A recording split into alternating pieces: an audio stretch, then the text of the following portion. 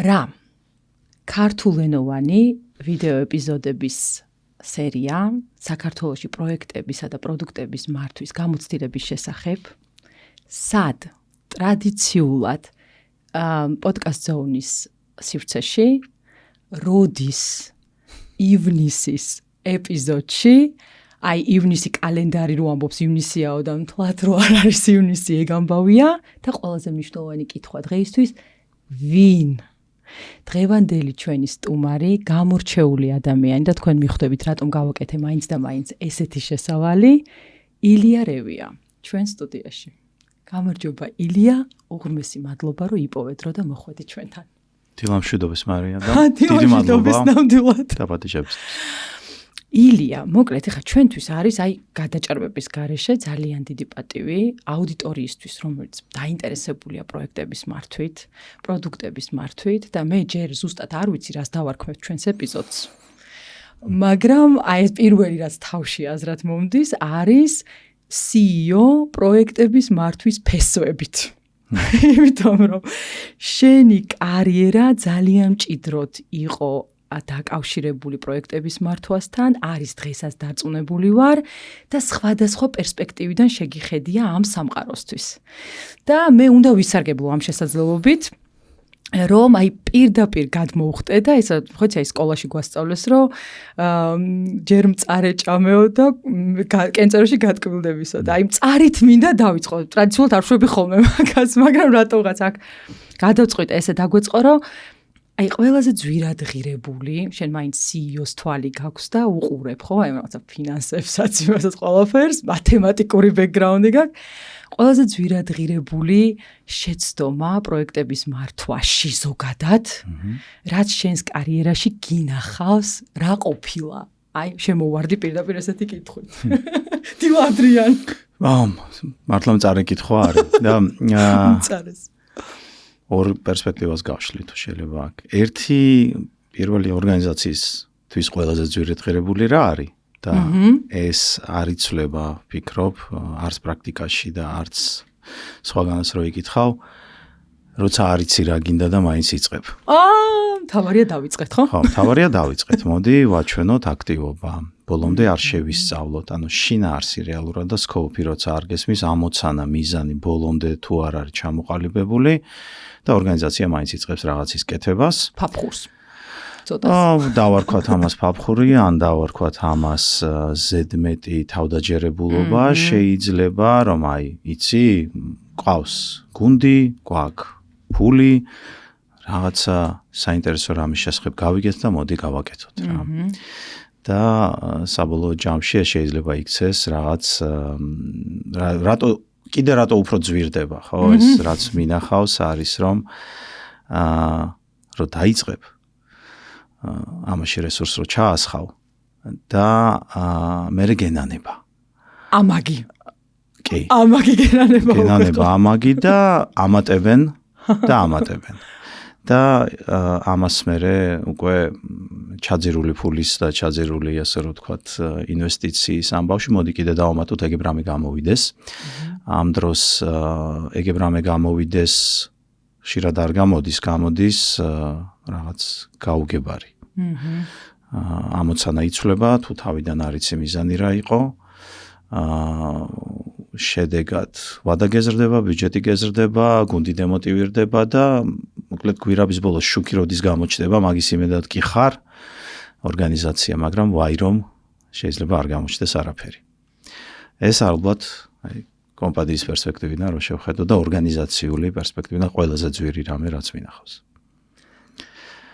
ადამიანის პერსპექტივიდან, ანუ პირადად ჩემი თავისასაც შემიძლია მოგადექით შენც. ჩემთვის რაც ყველაზე ძვირად დამჯდა იყო ერთ-ერთი პროექტი, სადაც ჩემი თავი სუპერმენი მეგონა და მოდი მოვკიდებ ხელს თქო რა პრობლემაა, გავაკეთებ. არა და წლების წინ იყო არც გუნდი ჩანდა ასე რომ ვთქვათ, რომელიც ამაში მხარს დამეჭერდა. და მაინც ასე რომ ვთქვათ მოდი შევუვარდები, გავბედე და შევუვარდი, ხო, ჩემს ყველაზე ძვირი ეგ იყო ალბათ. ძალიან მაგარია, რა კაია, რომ ეხლა შენ აღნიშნე როგორც ორგანიზაციის მხრიდან ისე, შენ მაშინ პროექტის მენეჯერის როლი გქონდა? კი. ხო. კაი, ეს წითელი მანტია, სუპერმენის მანტია შეილახა, თუმცა ამან რაღაცა გამოცდილება მოგცა და მოდი ეხლა რაც ამან გასწავლა.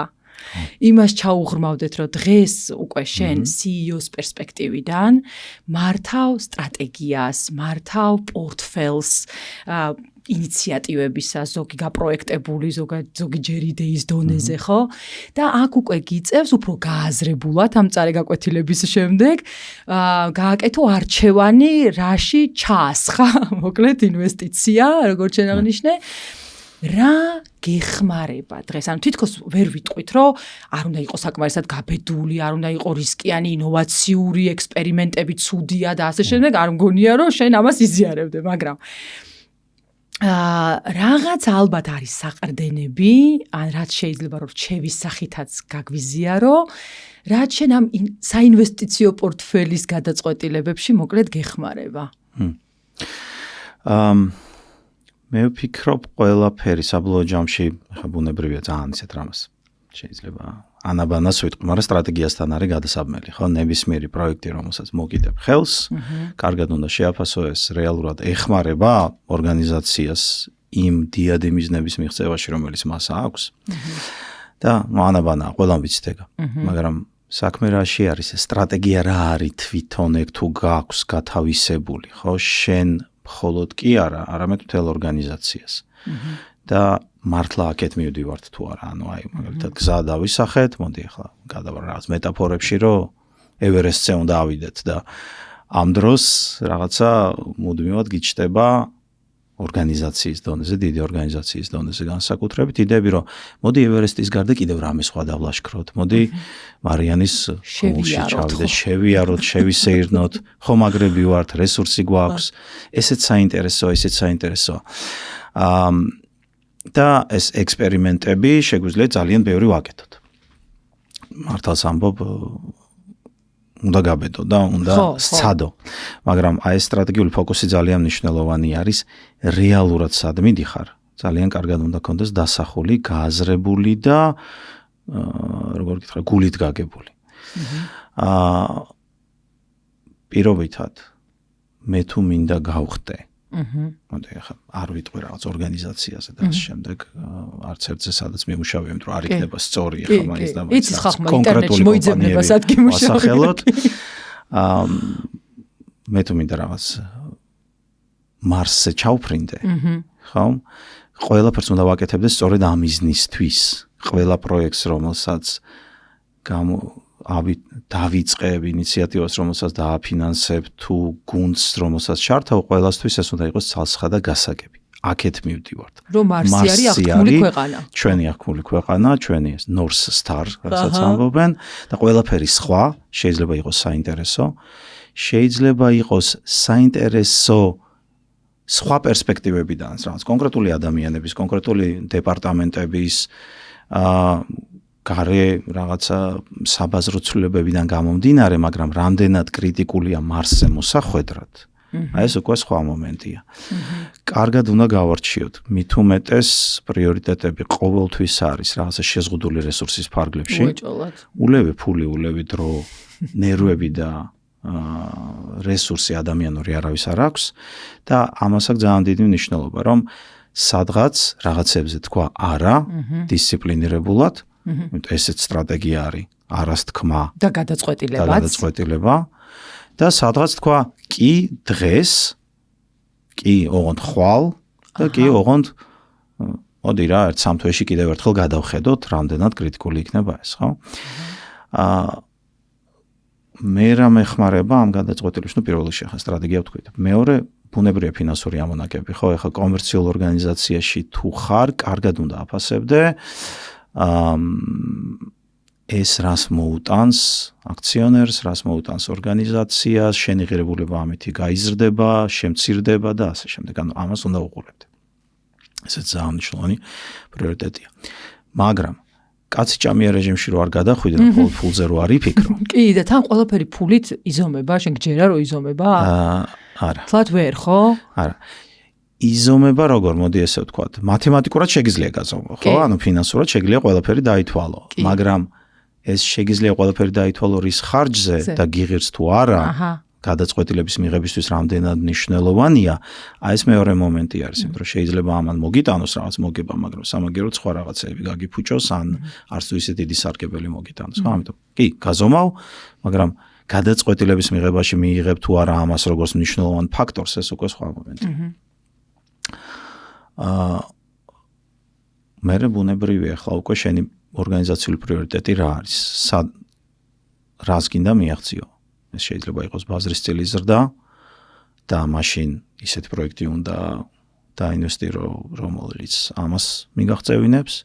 შეიძლება იყოს პირობითად, რა ვიცი, კლიენტის კმაყოფილების NPS-ის გაძლიერება და მაშინ ამ პროექტებს დაინვესტირებ, რა ბუნებრივია. და შეიძლება ერთი პროექტი პასუხობდეს ძალიან ბევრ ამ პრიორიტეტს ერთდროულად, ხო? ნუ მაშინ უკვე რთულად, ცოტა უფრო კომპლექსურად უნდა შეხედო საკითხს, ხო? იმიტომ რომ რაღაცა შეიძლება მოგებიანიც იყოს ძალიან. მოხარებლის კმაყოფილებასაც აუმჯობესებდეს, მის ლოიალობასაც და ერთდროულად, რა ვიცი, მარსზე მიღწევაშიც გეხმარებოდეს, ხო? მაგრამ მუდმივი ბალანსი არის, იმიტომ რომ შეიძლება ქონდეს პროექტები, რომლებიც პირიქით ერთ რაღაცას აკეთებს, მეორე რაღაცაში ნაკლებად, ასე რომ ვთქვათ, სარგებლიანი არის და პირიქით შეიძლება უფრო რისკიანი იყოს კიდეც რაღაც პარამეტრი გაგიუარესოს. აი ესე, ვთქვათ, მარტივად თუ შევხედავთ. ცხადი ამის უკან დგას რაღაც გადაწყვეტილებების მიღების მეთოდები და მეთოდოლოგიებიც კი დავარქმევდი. ხო, ფინანსური სარგებლიანობის დათვლა, მერე სხვა ტიპის სარგებლიანობის გამოთვლა, შეიძლება იყოს რაღაც თუნდაც იგივე რეპუტაციული სარგებელი ორგანიზაციისთვის, სოციალური სარგებელი შენი კლიენტისთვის და მომხმარებლისთვის. რა მოგაქვს და მეორე მხარეს უკვე უყურებ რისკის თვალსაზრისიდან რამდენად გამოგივა. ხო? როგორც გითხარი, ხო, ანუ სუპერმენობა და სუპერვუმენობა ერთია, მაგრამ მეორე არის რეალურად მთელი ორგანიზაცია, რაღაცა ობიექტური რეალობის შემოტანა ამ გადაწყვეტილებების პროცესში, ხო? მე ხა გაგიმხელ ერთ ჩემს გამოცდილებას, ანუ შუა აზიის ქვეყანაში მქონდა ესეთი შეხება ერთ-ერთ კომპანიასთან, სადაც ტოპ მენეჯმენტის ერთ-ერთმა წევრმა, კონკრეტულად კი ფინანსების მიმართულების ხელმძღვანელმა აი, როდესაც საუბრობდით მიზნების მნიშვნელობაზე, რაც შენი ლაპარაკე, სტრატეგიის მნიშვნელობაზე და ასე შემდეგ, განაცხადა, რომ რატომ უნდა იცოდნენ ადამიანებმა ჩვენი სტრატეგია. ანუ რა საჭიროა თანამშრომლებმა იცოდნენ სტრატეგია. ხა მთელი შენი ლოგიკა და მსჯელობა ააგე იმაზე, რომ არსებობს მიზანი, დიადი მიზანი, აღთქმული ქვეყანა მარსი და მე აქედან გამომდინარეობს ყველაფერი. მე მინდა ჩაგეკითხო, აი, შენი კომპანიისთვის, შენი თანამშრომლებისთვის ამ ცნობიერების გაზრდას, რომ ჩვენი სტრატეგია რა არის და ამაზე რეფერენს მუდმივად გადაწყვეტილების პროცესში, როგორ ახერხებ? ეს არის რაღაცა წელიწადში ერთხელ, კვარტალში ერთხელ, თუ სად ხდება ამის გადამოწმება, როგორ ხდება მიზნების მართვა? ხო, პირველ რიგში ჩემთვის ყოველთვის ვეუბნები, რომ საკმარის არასოდეს ვაკეთებ თქო მაგ ნაწილში, იმიტომ რომ სულ არის შესაძლებლობა გავუჯობ. სულ არის შესაძლებლობა გააკეთო მეტი. მეტი იმსჯელო იმის შესახებ თუ სად არის ეს ჩვენი აღქმული ქვეყანა, სად მივდივართ. ეს ბუნებრივია წელიწადში ერთხელ მინიმუმ უნდა გააკეთო. მინიმუმ, ასე რომ ვთქვათ, ეგრეთ წოდებული town hall-ებს დავარქმევდი მოდი ამას. მაგრამ სინამდვილეში უფრო ხშირად, ხო? ეს უფრო ხშირად ახლა შეიძლება სხვა ფორმატში, შეიძლება იყოს როგორც რა ვიცი, შეხვედრით. დაწყებული, დამთავრებული რაღაცა კონკრეტულ პროექტებში ამ კომუნიკაციით, იმიტომ რომ პროექტებს როცა არჩევ და როცა უკვე გუნდთან ერთად არჩევს, არ არის არასოდეს ერთი ადამიანის გადაწყვეტილება, ანუ კიდევ ერთხელ უნდა ვთქვათ, რომ წარმოუდგენელია, გინდა სტრატეგია, გინდა სტრატეგიული გადაწყვეტილებები მხოლოდ ერთმა და მარტო მიიღო. ანუ ეს ყოველთვის არის განსხვავებული აზრების მოსმენის, განსხვავებული პრიორიტეტების და ხედვების მოსმენის თემა და მერე გარჩევა ამ ყველაფრის, ასე რომ ვთქვა და მერე ალაგ-ალაგ საკუთარ თავთან მსჯელობა და მე როგორ ხვდები, ხო? უკვე აქ ბუნებრივია საჭირო არის აგრეთვე სადღაც წერილობით კომუნიკაციაც და მეილები, რომ აი ახლა ამას ვაკეთებთ მეგობრებო და ძალიან მნიშვნელოვანია, რომ გვერდში ამოგუდგეთ და რატომ ვაკეთებთ ამას, ესეც არის ძალიან კრიტიკული. ანუ პროექტისთვის არ კეთდება, პროექტი იმისთვის კეთდება, რომ რა ვიცი, რაღაც ხეირი მოიტანოს. ხო, მათ შორის ეს ხეირი უნდა დაანახო, რომ მარტო ორგანიზაციისთვის არ არის. აი ამ თანამშრომლისთვისაც რა ხეირი მოაქვს. პროექტ მენეჯერი იქნება ეს თუ პირობითად რა ვიცი, ინჟინერი შენ კომპანიაში, ხო? რას მოიტანს ეს ყველაფერი მისთვის? შეიძლება იყოს, რა ვიცი, მისთვის უშუალოდ პროცესის გამარტივება. შეიძლება იყოს საბოლოო ჯამში მისთვის კონკრეტული სარგებელი ფინანსური, ხო? რომ აი ამას რო გავაკეთებთ მეც, ორგანიზაცია გაიზრდება, იქნება უფრო შემოსავლიანი და შესაბამისად მიეხედება, ასე რომ ვთქვათ, კიდევ სხვა ფაქტორებსაც, ხო, რომლებიც უნდა მნიშვნელოვანია კომპანიაში, ხო, მარტო იმაზე არ ფიქრობ, რომ მარტო მოგება დააგენერირო, ხო? თანამშრომლების ინტერესებსაც უნდა იფიქრო ბუნებრივია, იმიტომ რომ მათ გარეშე ამ ყველაფერს ვერ გააკეთებ. აი ეს არის ალბათ ჩატანის ყველაზე, როგორ გითხრათ, და მიტანის ადამიანებთან და ამ მსჯელობის ყველაზე სწორი გზა. ვაკეთებ თუ არა მე ამას ყოველთვის ისე, როგორც ახლა ვამბობ, ბუნებრივია რთულია, ხო? ცდილობ და ხედავ ყოველთვის და ასე, ხო? ცდილობ და ხედავ და სულ მინდა მეტი გავაკეთო კიდეც. ცხადია, აქაც სულ პრიორიტეტები არის, ხეცი. კი ბატონო. და თან ხშირად უმაღლესი პრიორიტეტები არის ყველა პროექტი.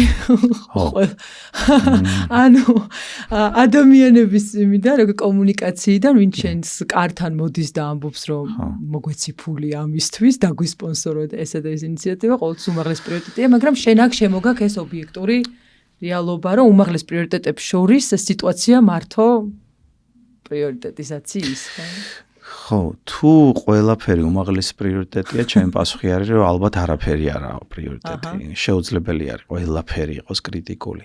და ბუნებრივია, ბევრს უნდა ესე წარმოაჩინოს, აქ უნდა ვარჩევდეთ, ასე რომ ვთქვათ, რა უნდა მოიტანოს ადამიანს შენთან და სინამდვილეში რა ხდება, ხო? ძალიან მნიშვნელოვანია და აქაც აი კიდევ ერთხელ მე მქონია სიტუაციები, სადაც მინახავს ორგანიზაციებში 50 მიმდინარე პროექტი ერთდროულად. გადატვირთული გუნდი, ყველაფერი კრიტიკული და არაფერი წინ არ მიდის. ხო? ამბობ რომ ეს, რა ვიცი, რეცეპტია კატასტროფისთვის და პირველი გაჭედილი in progress-ი კანონურად რო პროგრესი ყველაფერი ხალხი იკრებება, მსჯელობს, საუბრობს. აფხური არის, გრძელდება, ყველა შეწუხებულია. კი, პროცესი მიდის, მაგრამ შედეგი არ არის. ხო? კალაჩი არაფერი არ ვარგებდება ხეირის სახით. დანში არაფერი არ გადადის.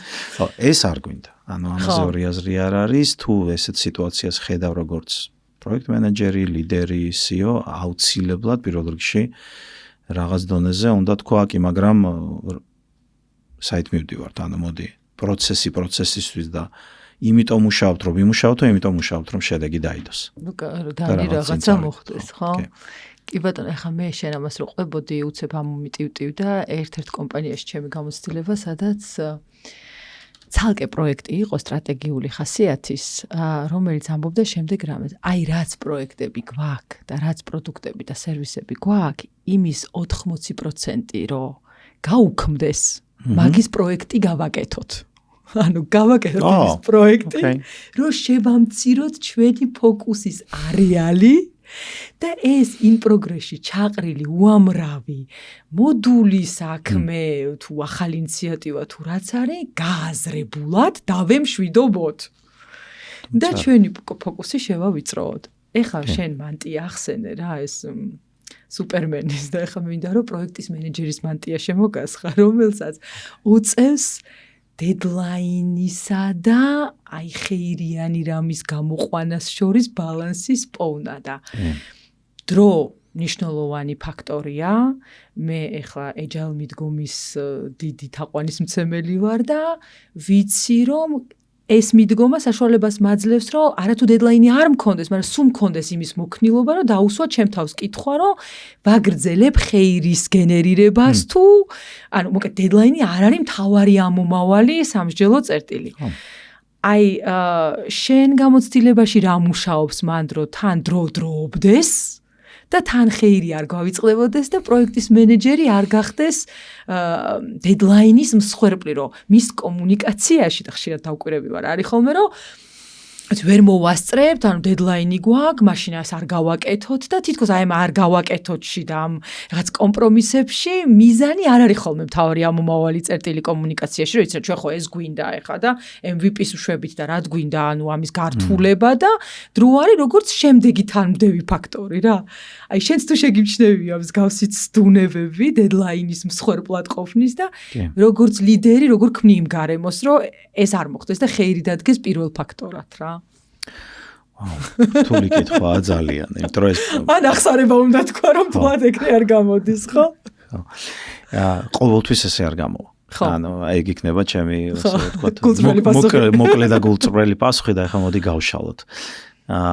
ესე იგი, ეს ხო ბუნებრივად გიწევს სულ რაღაც პრიორიტიზაციის ამბავში, რომ დროა უფრო მნიშვნელოვანი, თუ საბოლოო ჯამში ის შინაარსი და ღირებულება, რომელსაც ქმნი, ხო, ამ პროდუქტის product value მოდი ესე დავარქვათ, ხო? თუ ფული. თუ რისკი.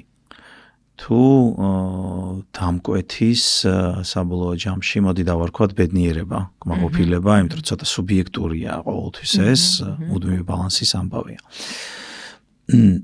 ანუ პროდუქტი თუ პროცესი, ჩემთვის ყოველთვის ეს კითხვა აქამდე დაიყვანება. ხო? შენ თუ ძალიან მაგრამ მუშაობ, მოდი წარმოვიდგინოთ ახლა როგორც პროექტის მენეჯერი, ყველაფერს დედლაინში ატევ. და თითქოს ანუ ტასკს რასაც დასახავ, სრულდება იმ შესაბამის თარიღში, შეიძლება უფრო ადრე კიდეც. სადაც ამას ფინანსური მოტივაციაც მოყვება თან და მოდი ვთქვათ, რომ აი ბონუსსაც აიღებ, იმიტომ რომ დროზე ჩააბარე პროექტი. ეს არის უფრო წარმატებული პროექტი, ოღონდ იმ დაშვებით, რომ ვადაში ჩავეტიეთ და შედეგი მაინც ის არ არის, ანუ ჩვენ აპლიკაციას პირობითად კლიენტი არ იწერს, conversion rate არ არის, ციფრული რაღაცა ტრანზაქციები არ კეთდება აპში. ეს უფრო ღირებულია, თუ მოდი ახლა საპირისპიროს ვიტყვი, ცოტა ვადა გადავაცილე, მაგრამ კარგი პროდუქტი დავდე, ხო? და ყველა ბედნიერი არის. საბოლოო end user-იან მომხარებელი იქნება ეს თუ კლიენტი, თუ მენეჯმენტი არ აქვს მნიშვნელობა, ხო? ყველა ამბობს, რომ ვარა მაგარია. ჩემი აზრით მეორე და ახლა აქ შეიძლება მე უფრო ამოდივარ დამკვეთის პერსპექტივიდან, იმიტომ რომ წლებია უფრო დამკვეთი ვარ ვიდრე პროექტის მენეჯერი.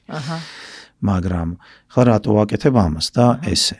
იმიტომ რომ პროექტის საბოლოო ჯამში პროექტ მენეჯერისთვის არ დაინიცირებულა.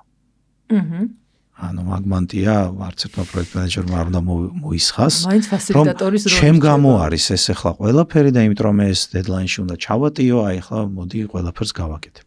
არა. არც გუნდის გამო. გუნდიც პროექტ მენეჯერიც ყველა იმისთვის არის, რომ საბოლოო ჯამში ღირებულება შეიქმნას საბოლოო მომხარებლისათვის, ხო? ანუ იმიტომ რომ მომხარებლის გარეშე ბიზნესი არ იარსებებს. ესეა? ვინ ასე თქვი გინდა ისე? ხო.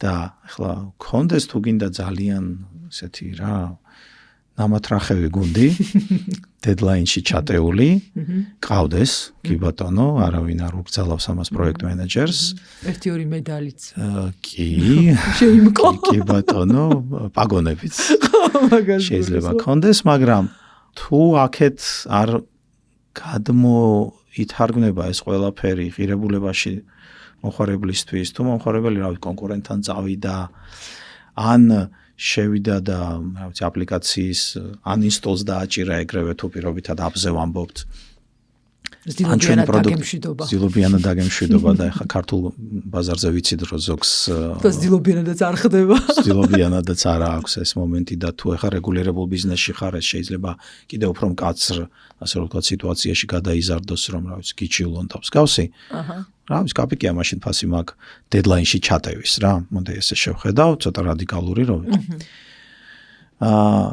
რთული ასახსნელი ისმენენ ოღონდ ეხა მალე ვიცი კი ხო წარია მაგრამ ეხლა მოდი სხვა პერსპექტივითაც როგორ დავიჭიროთ ბალანსი ანუ ამოცანა მანდარი რეალურად მეტი ანუ ეს რადიკალურობა ერთია მაგრამ ბალანსი სადაა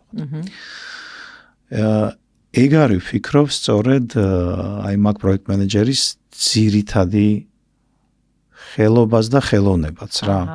ესე დავარქვევდი რომ ეს მოდეს დამკვეთის თუ რას ელოდება მისგან რეალურად გაარჩიოს ეგრეთ წოდებული must have ანუ აი მართლა რას სჭირდება ეგრეთ წოდებული ფუჩეჩისგან რომელიც nice to have და ხუჭუჭებისგან და ზიზილოებისგან რომელიც ზოგჯერ კარგია ლამაზია მაგრამ სჭირდება ერთ ადამიანს ეს ერთი ადამიანი მათ შორის შეიძლება იყოს რა ვიცი საკმაოდ ისეთი მაღალი მენეჯმენტის წარმომადგენელი და ამას რა აი ესე მინდა რა მაგრამ საბოლოო ჯამში კითხვა უნდა დავსვათ კი შენ გინდა ოკეი შენ გინდას თუ გავყევით დაგვჭირდება 3 თვით მეტი და პროდუქტი დაიგვიანებს ძალიან და აი რა უნდა რეალურად ბაზარს მოდი ეს კითხვა დავსვათ რას გთხოვს რა ვიცი კონკურენცია და კონკურენტული შესაძლებლობები რას გთხოვს პირობითად რეგულაცია ეს უფრო კრიტიკული იქნება ამ შემთხვევაში ხო და აქედან ამოვიდეთ ეს გადაწყვეტილებები არ იქნება მარტივი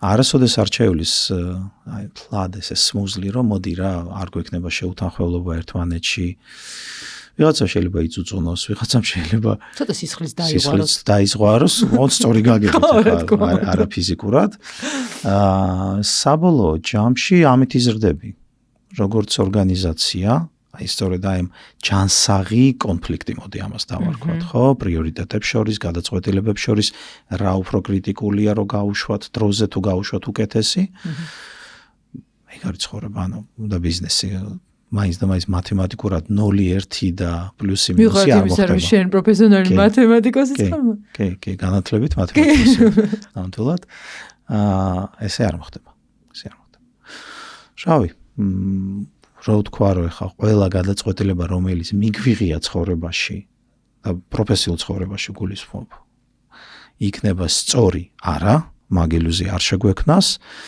მაქსიმალურად უნდა იყოს რაციონალური რომ ის მაქსიმუმი გამოიყვანოთ იმ შეზღუდვების ფარგლებში რაც გვაქვს ეგ არის მთელი იდეა პროექტ მენეჯმენტის ჩემის აზრით და მისი გაუკვალავში სიარულის ხელობაც და ხელოვნებაც როგორც შეგვიძლია. კი. კი, მე ვეძახი ჟონგლიორს. პროექტის მენეჯერს რომელსაც უწევს რომ აი ამ მთელი კომპონენტების გადათამაშება დაბალანსებით ხეირიანი რამე გამოაყვანინოს ორგანიზაციას და გუნდს, ნუ ფასილიტატორი მთელი ამ პროცესის რა პრინციპში შეიძლება ესე ვთქვა. ჟონგლერია, ოღონდ ცეცხლმოკიდებული ბურთები შეიძლება კონდეს თან. ხარ ესეც. კეთახლა, არის ეს სიტუაციებიც. კი, სხვათა შორის მახსენდება ერთი მაგალითი. ძალიან მნიშვნელოვანი სტრატეგიული პროდუქტის რედიზაინზე იყო ლაპარაკი, რომელსაც უკვე ყავდა მილიონობით მომხმარებელი, ანუ ერთ-ერთ კომპანიაში გამოცდილებით გეუბნები და დედლაინი იყო დაწესებული რაღაცა რა, 9 დეკემბერი.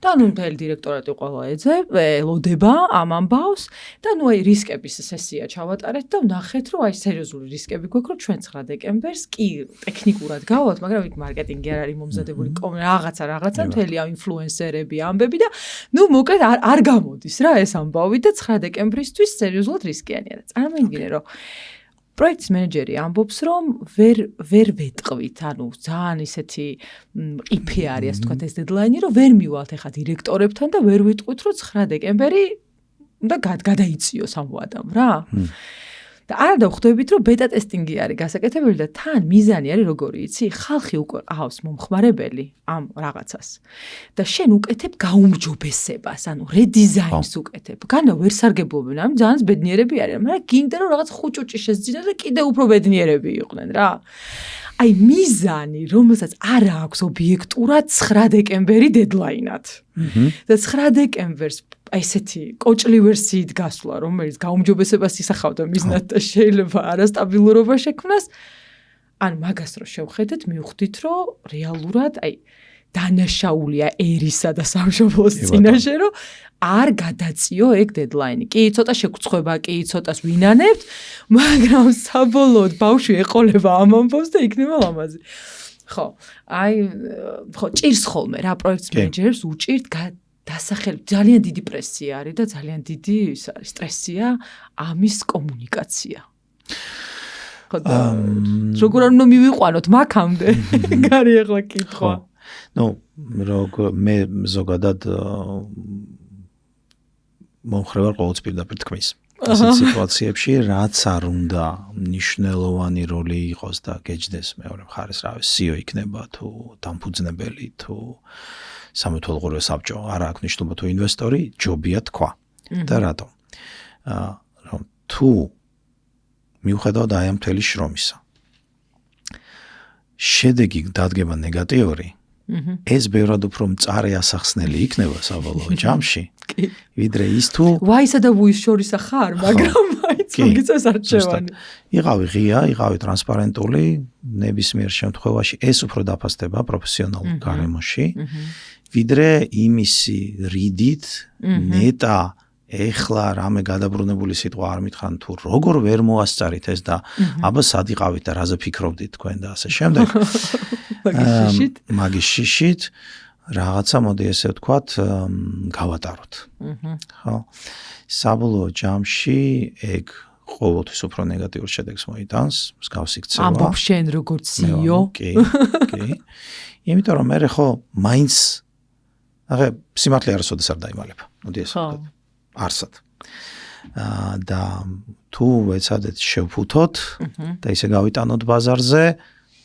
ბევრად უფრო ძლიერი ნეგატიური შედეგი დადგება ამოგვარტყამს ბაზარი მოკლედ ესე ვთქვათ სილის გაწვნა იქნება სანატრელი სილის გაწვნა იქნება ისეთი რომ ცოტა ხანში რა ვიცი ეს ადრე თუ გვიან მოვა და შეიძლება უფრო ადრე კიდეც ამიტომ ჯობია ვთქვათ ჯობია ვიყოთ ღია ცხადია ეს იმას არ ნიშნავს რომ აიმე ვერ გავაკეთეთ და თავზე ნაცრის ყრას და თმების და ლოღების დახოკვას არა აქვე უნდა იდგეს ძალიან მნიშვნელოვანი ასე რომ ვთქვათ გზა უნდა ვანახოთ როგორ ვაპირებთ გავასწოროთ ხო რავა და გვჭირდება ობიექტურად იმისათვის რომ მართლა ხარისხიანი პროდუქტით გავიდეთ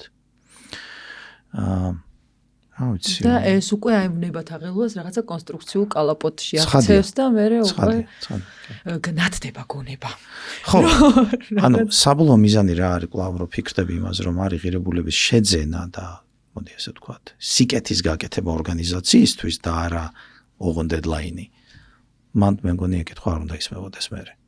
ხო ერთი ფორმულა რაც მასწავლეს და ძალიან მშველის ხოლმე მეც არის ფორმულირება კომუნიკაციაში რა გავაკეთოთ იმისთვის რომ და მე შეავსე ეს წინადადება რა დაასრულე ეს წინადადება და ასეთი ტიპის კომუნიკაციით აი მაშინვე რაღაცა ჯანსაღ კალაპოტში ექცევა შფოთიანი რაღაც დანაშაულის შეგრძნება რომ რაღაცა ვერ ვქენით და ასე შემდეგ რა და ნუ როცა მენეჯმენტის მხრიდანაც არის ამის მხარდაჭერა ხომ თლათ კიდევ უფრო ადვილდება ეგ ბრეინსტორმინგის და რაღაცა გზის დანახვის პროცესი ილია მოკლედ ეხა პროექტის მენეჯერის მანტია შემოგასხი სტრატეგიული CEO-ს მანტიაც შემოგასხი ეხა მე ვიცი რომ შენს გამოცდილებაში არის არაერთი ინიციატივა ორგანიზაციის დონეზე ცვლილებების მართვის ტრანსფორმაციის რაღაც გარდაქმნების ხო და მათ შორის agile ტრანსფორმაციისაც წინა წლებში მთლად ახალი ამბავი არ არის მაგრამ ალბათ ერთ-ერთი პიონერი იყავი ვინც ეს ინიციატივა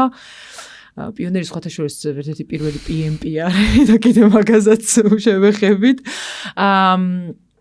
ხო და ეს ტრანსფორმაციები გულისხმობს ხოლმე ორგანიზაციის, კულტურის, რაღაც პროცესების, ტექნოლოგიის ტრანსფორმაციას და დარწმუნებული ვარ ყველასთან ქონია შეხება CIO-ს როლშიც ყოფილხარ და ტექნოლოგიების კუთხითაც გიკეთებია გარდაქმნები და რომელ სიტყოდი რომ ყველაზე უფრო ის გამორჩეულად კომპლექსურია აი ამათ შორის რა როცა სტრუქტურას ეხება რაღაცა აზროვნება კულტურას ტექნოლოგიას პროცესს თუ ყველაფერს ერთად თუ აი რომელს დაასახელებდი უფრო ესეთად რა გამოწვევებით სავსეს მოდი მე ესე რაც უფრო გამოცდილება გავგადნიერდები ვიტყვი და მომემატად ხო დაძლებით ეს უკვე ობიექტური ნაწილია ვიტყვი რომ ალბათ ტრანსფორმაციაში ყველაფერს შეეხები ამა თუ იმ ფორმით პირობითად agile იქნება და შეეხები არა მხოლოდ რაღაც მეთოდოლოგიებს რომ ესე ვაკეთებ თვალიდან და სისტემებს რომ პირობითად დანერგავ რაღაც ინსტრუმენტს. task management-ის და Jira-ს და მსგავს, ხო? და იტყვი რომ აი Microsoft project-ი არ მინდა ხვალიდან და ასე შემდეგ.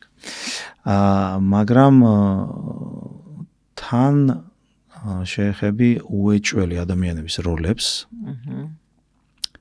მათ აქამდე როგორ იყვნენ მიჩვეულები საქმის კეთებას, ანუ წესჩვეულებებს, მოდი ასე ვთქვათ. აუცილებლად შეეხები რაღაც დონეზე კულტურასაც. თუ როგორ არიან მიჩვეულები ურთიერთობას ადამიანები ერთმანეთში და ამის უამრავი ფაქტორი არსებობს და ძირითადში თან ეს ყველაფერი არ იქნება ქაღალდზე დაწერილი მაინც და მაინც ვიცით კარგად, ხო? კულტურა არ არის შინაგანაწესი მაინც და მაინც რომელიც კომპანიაში გააქვს, ხო? არის ის თუ როგორ მუშაობ. ხილავი ძაფები. კი, ზუსტად. და მე მაინც გამომდინარე კიდევ ერთხელ იქედან რაც აქამდე მინახავს და გამომიცდია, ყველაზე რთული მაინც ადამიანების აი ეს კომპონენტი არის. შეცვალო ქმედებების მანერა და ასე რომ ვთქვათ, გადაწყვეტილებების მიღებით დაწყებული, დამთავრებული პასუხისგებლობის გათავისებებით, რომ ეხლა უკვე სხვანაირად უნდა ვიქცეოდე, იმიტომ რომ შეიცვალა ყველაფერი. ეხლა უკვე სხვანაირად უნდა ურთიერთობდე, მეტ ყურადღებას ამას ვანიჭებდე ვიდრე იმას. ანუ deadlines თუ ხარის და ასე შემდეგ, არა ხო თუ ყველაფერს ერთად, ეს არის ყველაზე რთული. იმიტომ რომ soft-ს დანერგავ, მოდი ასე ვთქვათ, და მათ შორის ძალიან კომპლექსურს და რთულს და რა ვიცი, core სისტემასაც ამოხსნი მაგ ამოცანას. ბუნებრივია რთული ამოცანა იქნება, ანალიტიკური ამოცანა იქნება, ტექნოლოგიური იქნება, იქაც ადამიანებთან იურთიერთობ, ახლა არავინ არ დაწერს ამ კოდს შენ ნაცვლად და არავინ არ გაიტანს ამ ახალ ბიზნეს პროცეს ფრონტში შენ ნაცვლად და რობოტები არა ვართ და არ გვყავს სამსახურში ჯერ. მაგრამ აი ეს მომენტი თუ როგორ მართო უშუალო ცვლილებები თანამშრომლებთან, შენ კოლეგებთან, შენ გუნდთან, ეს იქნება ალბათ ყველაზე რთული. იმიტომ რომ დიდ ორგანიზაციაში განსაკუთრებით როცა რაღაცის კეთებას მიჩვეული ხარ და ამ ყველაფრის უკან ბევრი რაღაცა ისტორია დგას, ისტორიული გადაწყვეტილებები, ჩვევები, წესები, ალაგ-ალაგ შიშებიც. რომ ესე თუ არ ადრე სხვანაირად რო მოვიქეცი, რაღაც არ გამომივიდა, შევწდი, დავისაჯე პირობითად და მსგავსი, ხო? აი ეს იქნება ყველაზე რთული. და აქამდე ყოფილა ყველაზე რთული, ხო? ანუ როგორ შეცვალო ადამიანების ნაწილი ტრანსფორმაციაში, ანუ people transformation-ი, მოდი ესე ვთქვათ, ვიდრე ტექი, ვიდრე პროცესი, ვიდრე პროდუქტი. ანრეგულაციური რაღაცა კომპონენტი ამ პროდუქტის უკან რეგულირებულ ბიზნესში. კი, იქ მაინც რაღაცა რაციონალური ამბები გეხმარება, რომ ანალიტიკას დაეყრდნო, ჯაჯმენტი, მსჯელობა, რაღაცა და გამოვიყვანოთ. აი ადამიანებში უფრო კომპლექსურია და შენ რამე მიგნებები, რაც გქონია რეალურად, რა გვეხმარება, რა ამ ადამიანების კულტურის, მიდგომების, დამოკიდებულების ადათ-წესებს, ჩვეულებებს, ტრადიციების და ამ შემდეგ რაც შენახსენე? მე ფიქრობ აქ ძალიან მნიშვნელოვანი ბევრი რაღაცა არის, ახლა ყველაფერს ვერ ჩამოვთვლი, იმიტომ რომ ეს ალბათ არ მექნება. ტოპ მნიშვნელოვანი მაგ ბეკლოგში. ტოპ რაღაცებზე ვისაუბრებ, მე არ მექნება ახლა ყველაფერი ესე რეფლექციურად გააზრებული და არავის ხო ორგანიზაციებში განსხვავებულია. ერთი ალბათ რითიც უნდა დავიწყოთ, რატომ მივდივართ იქ, ხო? ანუ აი რატომ გვინდა იმ ჩვენ ახალ მიწაზე მისვლა, რაც არის პირობითად ტრანსფორმაცია. მაგ კულტურის ტრანსფორმაციაში რო ესმოდეს ხალხს, ხო? ეს უნდა ესმოდეთ ადამიანებს, იმიტომ რომ რაში გვჭირდება, ხო? ანუ თუ ყველაფერი კარგად მუშაობს, რატო შეიცვლები? ხო, არის ესეთი ბუნებრივი ამბავი არის, ადამიანები ვართ და ჩვენი ასე რომ ვთქვათ, გუნდური რაღაცა ქმედების, ისინი გვაქვს რა, ცერემონიები, რუტინები და მსგავსი. თუ ყველაფერი ცუდად მუშაობს, მაშინ კიდე გასაგებია, ხო? შენ შეგიძლია ეს მარტივად დააჯერო ადამიანებს, რომ ერთი წამი ესე არ არის, ხვალიდან აქ უნდა მივიდეთ და მოდი კარგად წავიდეთ. მაგრამ აი თუ ყველაფერი კარგად მიდის, თითქოს მაშინ უკვე აი რატო უნდა შეიცვალოთ, მაინც ასახსნელი ადამიანებისთვის უფრო რთული კომპლექსური ამოცანა არის, ბუნებრივია, ცოტა ეჭვისტვალით შეიძლება შეგხედონ რატომ, რა საჭიროა, ისედაც პირობითად მომგებიანები ვართ, ისედაც კარგად KPI შევასრულე, მიზანი შევასრულე, წლებია ვასრულებ, თან ვიღაცა შეიძლება გეტყვის და შემდეგ. და ანუ ეს მომავალზე ორიენტაცია უნდა შევქმნათ, რომ გარემო შეიცვლება, სიტუაცია აუცილებლად შეიცვლება, ცხოვრება მხოლოდ და ბიზნესი უფრო კომპლექსური ხდება და შესაბამისად გუშინ რასაც ვაკეთებდით და წარმატებამდე მიგვიყვან და უკვე მიგვიყვანა დიდი მადლობა და ეხლა რაც მოვიცადოთ, ხო. ერთი ეს და ამაზე უნდა ვიმსჯელოთ. მეორე აუცილებლად უნდა გქონდეს მე ვიტყოდი შემუშავებული სწორი გეგმა როგორ მივდივართ იქ. ხო, ანუ ეს გზა უნდა ვაჩვენოთ ადამიანებს. ხა თუ ამბობ რომ უბრალოდ იქ მინდა ევერესტზე ავიდე თუ მარსზე გავფრინდე, მაგრამ ვერ ამბობ როგორ, რა გზით, რა ნაბიჯებით იქ მივდივართ, ნუ რა ვიცი, ხა დეკლარაციებად დავტოვოთ, ხედვებად და თაროზე შემოდებული ბევრი სტრატეგია არსებობს და ბევრი იდეა, ხო, მე ვამბობ რომ სამყარო არის სავსე ძალიან კარგი, მაგრამ განახორციელებელი იდეებით. აი განხორციელებული კიდე ნაკლებია როგორც წესი და წარმატებული და კარგი იდეები. ეს მეორე როგორ მივდივართ, ეს უნდა ვაჩვენოთ, რომ რაღაცნაირად ოღონდ ეს ისევ და ისევ ერთად ვმუშაობთ ამაზე, ეს არ არის მარტო ერთი ადამიანი, 2-3, არა, ერთად ვმუშაობთ ამაზე, რომ ადამიანებმა რაღაცნაირად კუთვნილება იგრძნონ, რომ მართლა, ანუ ჩემი წვლილიც ამაში არის. ამ გზაში, ამ გზის დასახვაში ერთად მონაწილეობთ. და ზევიდან არ ბრძანეს, რატომღაც რაღაც ახირებით. ხო, იმიტომ რომ რაც არ უნდა, თან სხვა შორის, ანუ რაც არ უნდა მაგარი კონდეს ვიღაცა ზევით ამაზე ნაფიქრი, თუ უბრალოდ ესე, აი, მოდი აი ესე აკეთე. დროის დაზოგვის მიზნით, ხო? როგორც წესი, აი ამ მიკუთვნებულობას ამ ვერ იგრძნობ. მისიას, ხო? მისიისკენ იქნება ეს თუ რაღაც კონკრეტულ ამოცანაში თუ და ეს კონკრეტულ პროექტში საისახება საბოლოო ჯამში, ანუ ადამიანი მოვა, რაღაცას გააკეთებს, დილიდან საღამომდე, მაგრამ რატომ ეს თუ არ ექნება გათავისებული, მაშინ აი და რისთვის? მაშინ როცა მას აკონტროლებ. ზუსტად, ესე. ეს ორი, ესე იგი. და მესამე ესეთი ძალიან მარტივი არის თითქოს, მაგრამ მას რა, ანუ ამ ადამიანს, ამ თანამშრომელს. რა ხეირი მე, ხო? რა ხეირი მას, ხო? ესეც უნდა იყოს დაანახული. ეს ხეირი შეიძლება მრავალგანზომილებიანი იყოს. დაწყებული იმით, რომ რაღაც ახალს ისწავლის და განვითარდება.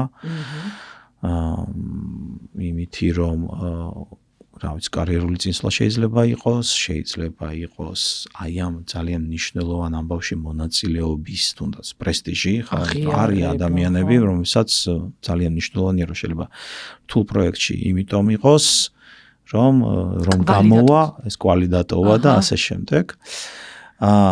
ბუნებრივია ფინანსური ნაწილი, ახ შეუძლებელი არის, ანუ მასლოს პირამიდა ყველამ ვიცით, ანუ ეს ბუნებრივი ამბები უნდა საფუძველში უნდა დაკმაყოფილებული იყოს იმ ფორმით, რა ფორმითაც ეს ორგანიზაცია შეუძლია, ხა ყველა ვერ გაეკიდება ერთმანეთის, ასე რომ ვთქვათ, payroll-ებს და ბიუჯეტებს და ასე შემდეგ.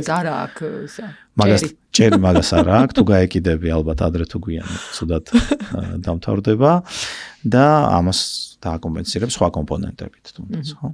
აი სამი რამე. რატომ მივდივართ იქ? ერთად როგორ მივდივართ, ესე ვთქვათ და კონკრეტულად გუნდი ამაში, რომ კარგად მიიღებს მონაწილეობას, თუ გუნდის წევრი, მისთვის რა შეიცვლება ამით. აი ეს სამი რამე არის ყველაზე მნიშვნელოვანი. ეს გამოდის ყველა შემთხვევაში, ყველასთან წარმოუდგენელი, ანუ იდეალური გარემო არ არსებობს, ბიზნესი არის ეს და ნებისმიერ ბიზნესში ბევრი ფაქტორის მართვა რო გიწევს, ყველას ვერ მოერგები. ეს არის ძალიან ჩვეულებრივი ამბავი, განსაკუთრებით კომპლექსურ და დიდ ორგანიზაციებში. მაგ მნიშვნელოვანი არის რაც კრიტიკული მასა ადამიანების, რომლებიც გჭირდება, რომ ეს ცვლილება მართლა დანერგო, მართლა გამოყვეს ხალხი გზაზე, ის ადამიანები, ვინც, როგორ ვთქვათ რა, თავისი ცოდნით, უნარებით, გამოცდილებით, შრომის მოყვარეობით, იმიტომ რომ ეს მართლა ფაქტორია, ამას გაიტანენ ბოლოში. თან ისე კი არ გაიტანენ ბოლოში, რომ მე შენ რომ ყურადღებას მოადუნებ და ყველაფერი ისე ბრუნდება, როგორც აქამდე იყო. არამედ რეალურ ცვლილების ინტერნალიზაციას მოახდენენ კომპანიაში, ხო, რა, აი მართლა გათავისებულია, მართლა ახლებურად მუშაობს ორგანიზაცია და ეს არა უბრალოდ ცერემონიები და შეხვედრები და ლამაზი სლაიდები. ხო, ან PowerPoint-ები, ან რა, კანვას. აი ეგ თუ გამოგივიდა, ნუ რა ვიცი. მართლა მისია შესრულებული გაქვს რა, ცვლილებებში. და სხვათა შორის იცით ჩემთვის ჟღერს როგორც user story რა, აი ჩვენ ვამბობთ, რომ აი ჩვენ პრაქტიკაში user story ამბობს ამ ფორმატს რა, მითხარი ვის ჭირდება, რა ჭირდება, რა შედეგზე უნდა გავიდეს, ანუ ეს როგორ ნაწილი და რატომ. კი. ხო? და სხვათა შორის გუშინ რაღაცა სტუდენტებთან ერთად Lovable-ში ვაკეთებდით პროტოტიპს რა, ის რა ქვია, მათი პროდუქტის და პრომპტი მივეცით, რომელ პრომპტიც იწყებს იმის ახსნას, ანუ პრომპტინგის ინჟინერია გვეუბნება, რომ მიეცი კონტექსტი, რომ ვინ არის ამის მომხმარებელი, უთხარი რატომ, ანუ რატომ უნდა ქნას ეგ რაღაცა და მე უთხარი, რომ რა კრიტერიუმ როგორი სტილით და ასე შემდეგ გააკეთოს ეს საიტი რა, ანუ AI-იც კი გთხოვს, რომ ამიხსენი ეგ ამბავიო რა, ამიხსე თუ გინდა კარგი პასუხი დაგიბრუნო და შევიდე კონტექსტში, მითხარი ვის რა და რატომ ჭირდებაო და არც ტრანსფორმაციის, ასე ვთქვათ, მიზანი არ არის გამონაკლისი ამ ამბავში, ხო? ნუ ესე იგი მე როგორც აუდიტორიას შევპირდი, აქ მრავალხრივი გამოცდილების სტუმარი გვყავს და ამიტომ მანტიების შეცვლაში ვარ, მთელი ეს პერიოდია.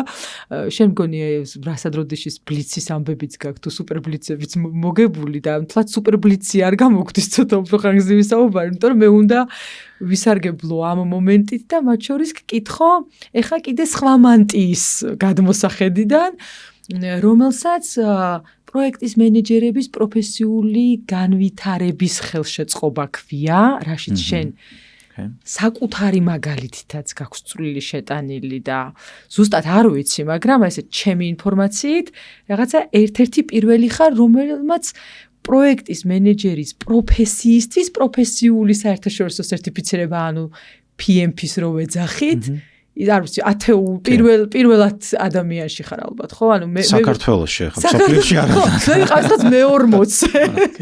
ანუ სად ჩვენ და სად თქვენ და ხო და მე შენ გქონდა ასევე როლი საქართველოში ამ ჩაპტერის ხელმძღვანელობის, რომელიც PMP-ს კი არა და PMI ჩაპტერს ვეძახით და ძალიან ბევრი ინიციატივა, ღონისძიებები, რა ვიცი, 1000 რაღაცა და მე წევრი ვარ და მონაწილეც ვარ ამ ამბების და ვარ ხოლმე, ასე ვთქვათ, ვესწრები აუცილებლად ჩემს მეგობრებთან ერთად და ძალიან მიხარებს ის რამე არსებობს რა და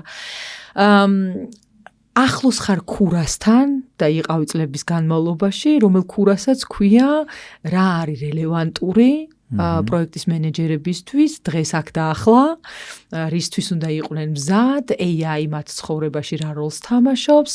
ჩვენ აუდიტორიაში არიან ადამიანები, რომლებიც შეიძლება უკვე შემდგარი პროექტის მენეჯერები ან ლამობენ. პროექტის მენეჯერობას.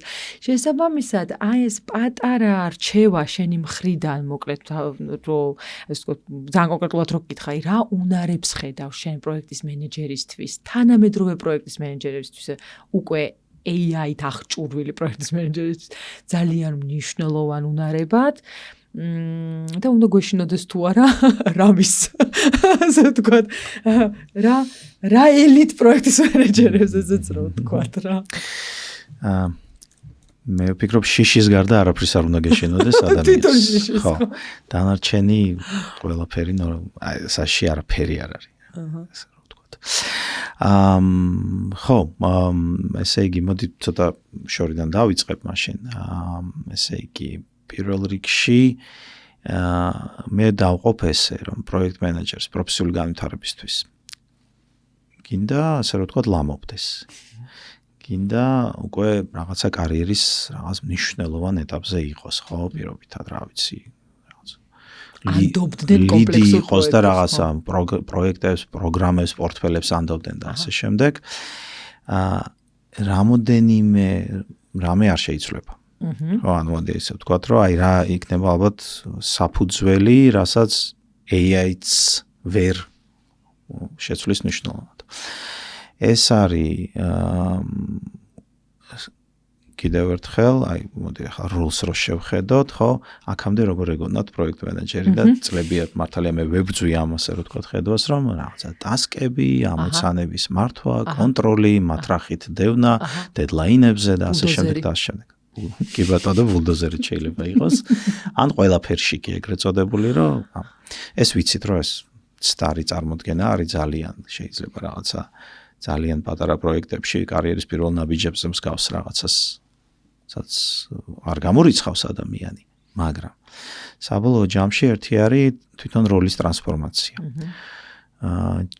ჩემთვის ამ როლის ტრანსფორმაცია ყველაზე მნიშვნელოვანია, რომ პროექტ მენეჯერი ხდება არა ეს კონტროლის და დაგეგმარების, ასე რომ ვთქვათ, დრაივერი მხოლოდ, არამედ რეალურად მოდესა ვთქვათ ბიზნეს პარტნიორი, ან სტრატეგიული პარტნიორი სწორედ იმ მიზნების, იმ სტრატეგიის განხორციელებაში, რომელიც ორგანიზაციას მიიყვანს იმ დიდ მომავალზე და მარსზე გაიყვანს და ასე შემდეგ და ასე. იმის იქითაც კი ბატონო. ალფა ცენტავრაზეც გავფრინდეთ ტექნოლოგიებს, როცა ამის გამოვიგონებთ.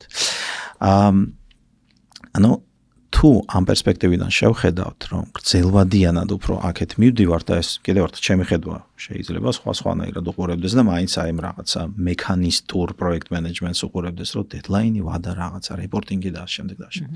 მათი ასე რომ ვთქვათ. უამისოდაც არ არის, ანუ ეს უნდა გესმოდეს, უნდა შეძლო კეთება, უბრალოდ ამ ყველაფერს აი მართლა რომ ხელოვნური ინტელექტი უკეთესად გაგიკეთებს. ხო, იგივე რეპორტის გენერაციასაც და ტასკის assignment-საც ახლა სულ არ არის საჭირო, რომ მაინც და მაინც ხელით აკეთო ეს ყველაფერი, ხო? შეგიძლია ზეპირად, ასე რომ ვთქვათ, უთხრა და ასისტენტს და გაგიკეთებს და assignment-ის მიუვა და ჯირასის ჩაუვარდება ტასკი და ასევე შეხსენება, რომ რეპორტი გამოვშვი ერთი რა გააკეთე და მსგავსი, მარტივია. აგრეთვე არც პროექტის გეგმის რაღაცა შედგენის და ბიუჯეტის შედგენაშიც არ იქნება ძალიან მსხვილი როლი პროექტ მენეჯერის, იმიტომ რომ აქაც ავტომატიზაცია და ხელოვნური ინტელექტი გაძლევს ძალიან ბევრ ინსტრუმენტს, ხო? შეგიძლია. ცხადია, ოღონდ ფრთხილი უნდა იყო, იმიტომ რომ უბრალოდ რაღაცას გეუბნება და ბრმად დაუჯერე არა. Human in the loop უნდა დაიცო. უნდა დაიცო ეს მომენტი, უნდა გაფილტრო შენი გამოცდილებიდან და ფუძნებით და მსგავსი. მაგრამ საბოლოო ჯამში ეს ყველაფერი საით მიმყავს ახლა, რომ თუ ვერ ეხმარები დამკვეთს, რა ვიცი, ეს ორგანიზაცია იქნება, ბიზნესი იქნება, საჯარო უწყება და ამ შემდეგ იმაში, რომ სწორი გადაწყვეტილებები იქნეს მიღებული. დროულად იქნეს ეს სწორი პრიორიტეტები დასმული პროექტებს შორის. ვერ ეხმარები შენი პროექტების მართვით იმ მიზნების მიღწევაში და მოდი ესე ვთქვათ, delivery პარტნიორი არ ახარ, მაშინ ეს ყველაფერი მეორად იხდება. Okay. ამიტომ მე ვფიქრობ, რომ საბოლოო ჯამში აი რა უნარები არის კიდე გასავითარებელი. ერთი ბუნებრივია აი ეს მომენტი, რომ კომპლექსურობის მართვის უნარები, რომ უნდა გესმოდეს შენი პროექტი კიდევ რა როლს თამაშობს ორგანიზაციაში და ჯამში მის წარმატებაში კარგად და რაღაცა პატარა ჯანჯიკი არ ახარ აქ.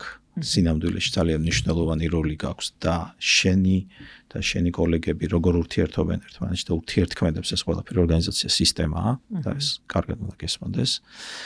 ეს არ არის მარტივი ამბავი, ამისთვის ძალიან მნიშვნელოვანია გესმოდეს ის ბიზნესი, რომელშიც ხარ.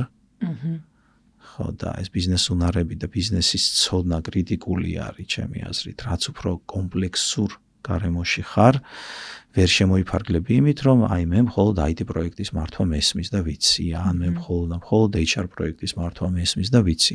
უნდა გესმოდეს, რომ ეს HR-ი როგორ ურთიერთობს ორგანიზაციასთან, IT როგორ ურთიერთობს ორგანიზაციასთან და საბოლოო ჯამში თვითონ ორგანიზაცია რას აკეთებს. ანუ ხო ეგ თუ არ გესმის, მაშინ მექანიზმში ვარ. ისე რაღაც მექანისტური მასში ხარ გადასული. გამავალი გავაკეთე. კი, ხო, ანუ input-output რეჟიმში იქნები, რაც არ არის კარგი. და ბიზნესი თუ გესმის, აბსოლუტურად სხვანაირად ხედა უკვე ყველაფერს და ითვალისწინებ ამ ფაქტორებს. შესაბამისად, ბიზნესი ცოტა, business acumen, რასაც ვეძახით ხოლმე, ხო, BMI-ში, business acumen, რომ ბიზნესი გესმოდეს. ეს არ ნიშნავს, რომ ექსპერტი უნდა იყოს. ხვდები, ხო, ხა, ბუნებრივი არის, ხა.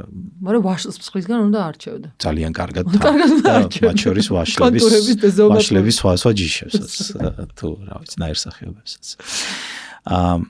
ეს ორი, ამას უეჭველი ძალიან დიდ ყურადღებას მივაქცევდი მე რომ ახლა ვიყო, რა ვიცი, ახალი რაღაცა ორგანიზაციაში ვიწყებდე მუშაობას, რომ ვისწავლო ეს ორგანიზაცია, რითია დაკავებული, რას ნიშნავს მისი წარმატება, ინდუსტრია და წარმატებას რომ მიაღწიო, როგორ უნდა იმოქმედო, ისა.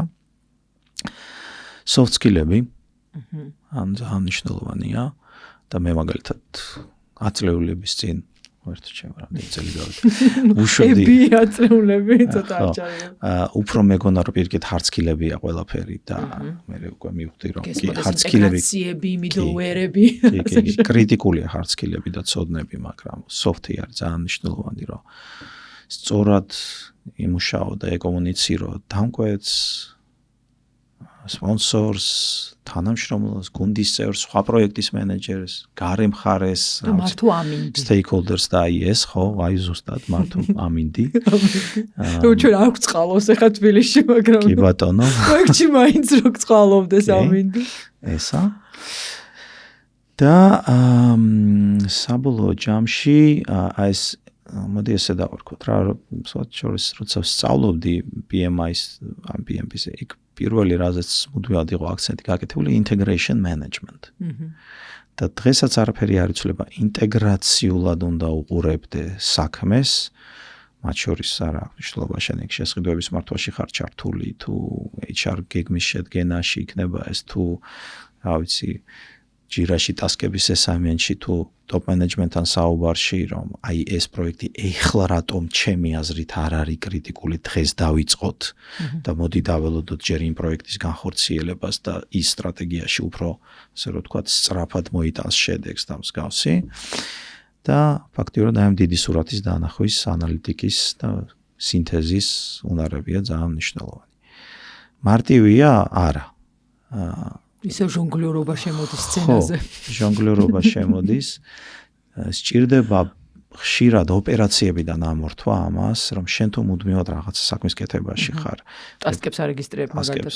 ხარ და შემდეგ რეფლექციას შეიძლება ვერ ასწრებდე და ძალიან კრიტიკულია რომ რაღაც ამოხვიდე ცოტა ხანი და გვერდიდან თითქოს შეხედო ამ ყოველივეს რომ ამას რო ვაკეთებთ, რისთვის ვაკეთებთ და ხომ არ შეგვიძლია უკეთ გავაკეთოთ, ანუ პროცესიდან ცოტა ხანი უნდა ამოერთო. იქნება ყველა ბედნიერი ამ ის კეთების ცდილობით? არა. ანუ იქნებიან ადამიანები, ვინც სიტყვა რადგინდა, რა საჭიროა, ანუ ჩემი საქმე, მე პატარა ადამიანი ვარ და ჩემი საქმე ხოლმე არის. კი, მაგალითად თავდაცვითი პოზიცია არის კარგი, მაგრამ გაგზრდის როგორც პროექტ მენეჯერს და მიგაღწევინებს რაღაც ისეთ მომენტამდე ცხოვრებაში, რომ იტყვი რომ არა მაგარი რაღაცები გვიკეთები ერთად ადამიანებთან და არ მაინც პოზიცია და ხელფასზე არ არის აქ საუბარი, ხო? ანუ და რაღაც ბონუსები. კვალი ხო, ანუ impact, მოდი ესე ვთქვა და ზეგავლენა რომელიც პოზიტივი. კი, ანუ გაგზდის. ამიტომ ესე რა, მაგრამ აი რომ დავალაგო. ძალიან სწორად გამიგზელდეს ეს პასუხი, ვიტყოდი რომ ეს ინტეგრაციულად დიდი საერთო სურათის და ხედვის უნარები, ბიზნესი, კომუნიკაციები და მერე ბოლოს უკვე hard skill-ები, რეპორტინგი და მსგავსი. როგორც საშუალებები აი ამ milestone-ების მისაღწევად, ხო? დიდი სურათი, უნარები, კომუნიკაცია, ვისთან, რა როდის, რა დოზით, რა დონეზე, რა ფორმატით ვილაპარაკოთ. ხო, ალბათ ამიტომაც მომწონს ყველაზე მეტად ეს პროფესია, მე თვითონაც ეგ გულით მიყვარს, იმიტომ რომ როგორც შენ აღნიშნე, თანხელობაა და თანხელოვნება რა. დაახლოებით. ხო, ანუ ეს ძალიან კარგია, რომ იცი რომ თურმე არსებობს stakeholder-ები, თურმე არსებობს რისკები, თურმე არსებობს რაღაცა scope-ი, milestone delivery რაღაცები. მე ძალიან მომეწონა შენ დარქმეული სახელი პროექტ მენეჯერისთვის, როგორც delivery პარტნიორი და მე მგონი რომ აი სუდაობენ ხოლმე რომ აი პროექტ მენეჯერი, თუ delivery მენეჯერი, თუ ამის მენეჯერი, თუ იმის მენეჯერი და ეს სიტყვა მენეჯერი რაღაცნაირად თითქოს გიბიძგებს რომ იფიქრო რომ ეს არის რაღაცას დასდევს და აკონტროლებს.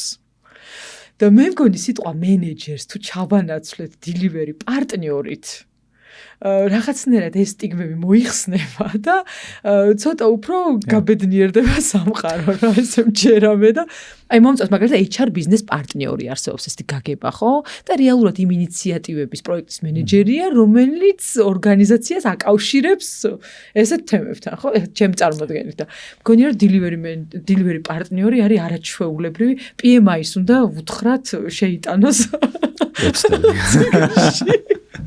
შემდეგ ასე რო თქვა შეხვედრაზე აუცილებლად მე მინდა ძალიან დიდი მადლობა გითხრა რომ შენ შეითავსე ჩემს მიერ შემოთავაზებული ყველა როლი და ყველა პერსპექტივა და ყველა ლუპიდან მოგვინათე და გაგვიზიარე საკუთარი გამოცდილება და ხედვა მართლა იღბლიანები ვართ დღეს ილია რევია იყო ჩვენი სტუმარი წარმატებები შენილია და კიდევ არაერთხელ შევხვედრილიყავით არაერთ მითაფზე თუ პოდკასტში თუ ასე შემდეგ დიდი მადლობა და ძალიან დიდი სიამოვნებით ყოველთვის